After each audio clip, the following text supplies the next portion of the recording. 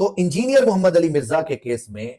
نہ ہی کوئی deliberate intention تھی جس میں اس نے پرسنلی کوئی جو ہے وہ ڈیروگیٹری ریمارک دینے کی کوشش کی ہو،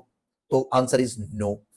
سیکنڈ بات، اس کے اندر آفینس جو ہے وہ امپلیمنٹ نہیں ہوتا کیونکہ آفینس کے انگریڈینٹس اس پہ کمپلیٹ نہیں ہوتے۔ تھرڈ ون یہ کہ کوئی شخص اگر کوئی کسی چیز کی ایگزامپل دے کے کسی کو سمجھا رہا ہے اور وہ ایگزامپل بالکل درست ہو کہ کسی for example particular class of person جو ہے وہ ہمارے نبی صلی اللہ علیہ وسلم کے بارے میں کوئی اوپینین رکھتے ہوں، جیسے کچھ اوپینین رکھتے ہیں کہ جی حضرت نعوذ باللہ حضرت عیسیٰ علیہ السلام جو ہے وہ اللہ کا بیٹا ہے، کوئی اس کو کچھ اور کہتے ہیں، بہت سارے ان کے اوپینینز ہیں کیونکہ اوبویسلی تحریف ہو چکی ہیں انجیل میں۔ تو اب ہو کیا رہا ہے کہ یہ سارے جو ریمارکس ہیں، اب کوئی شخص کسی کو ایگزامپلیفائی کر رہا ہے کہ اگر کوئی شخص فار ایگزامپل اہل کتاب ہے اور اہل کتاب ہونے کے باوجود ان کے ساتھ نکاح جائز ہے، حالانکہ وہ ہمارے نبی صلی اللہ علیہ وسلم کے بارے میں یہ ریمارکس رکھتے ہیں، تو وہ ایگزامپلیفائی ہو رہی ہے بات نکاح کے بارے میں یا شادی کے بارے میں۔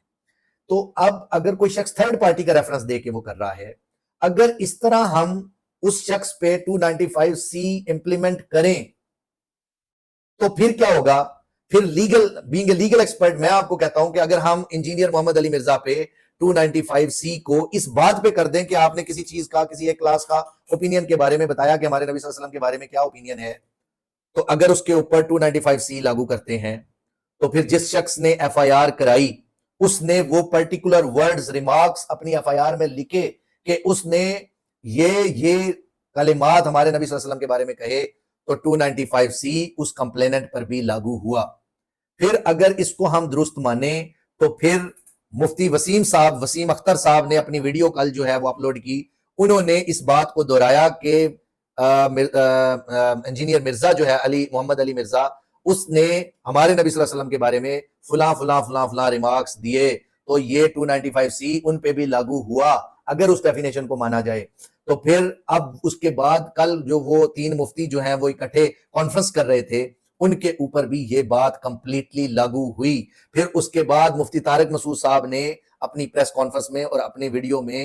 جو کلیریفائی کر رہے تھے کہ انجینئر مرزا نے ایسا کچھ نہیں کہا کہ جس سے آنریبل حضرت محمد صلی اللہ علیہ وسلم کی جو ہے وہ شان میں گستاخی ہو، تو انہوں نے بھی اس بات کو دہرایا، تو یہ ان پہ بھی لاگو ہوتا ہے۔ اگر آپ مفتی خلیل صاحب کو دیکھیں، اگر آپ مفتی منیب صاحب کو دیکھیں،